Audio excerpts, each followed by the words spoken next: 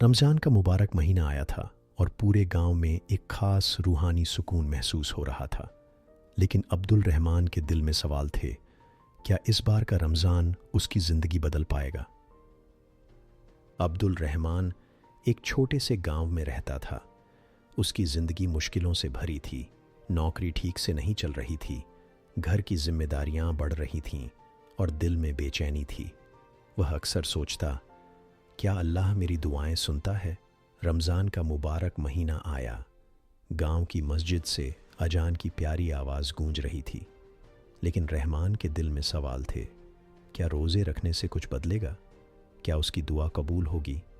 पहले दिन उसने रोज़ा रखा। सुबह की सहरी में माँ के हाथों की बनी खजूर और पानी लिया। दिन भर भूखा प्यासा रहने के बावजूद शाम की इफ्तार में जो सुकून था वह अनमोल था।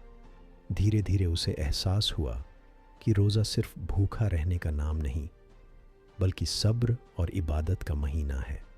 रोज़े के दौरान वह गरीबों को देखता, उनकी तकलीफ़ें महसूस करता और अपने मसले छोटे लगने लगे।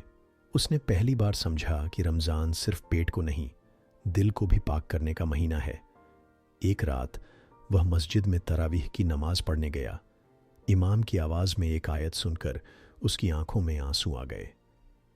बेशक मुश्किलों के बाद आसानी आती है, उसे जवाब मिल गया। उसकी ज़िंदगी की परेशानियां अस्थायी थीं, लेकिन उसका सब्र और अल्लाह पर भरोसा हमेशा के लिए था।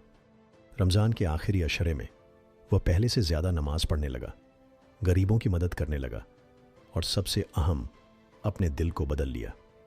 ईद आई तो उसका दिल हल्का था, जैसे सारी परेशानियां दूर हो गई हों।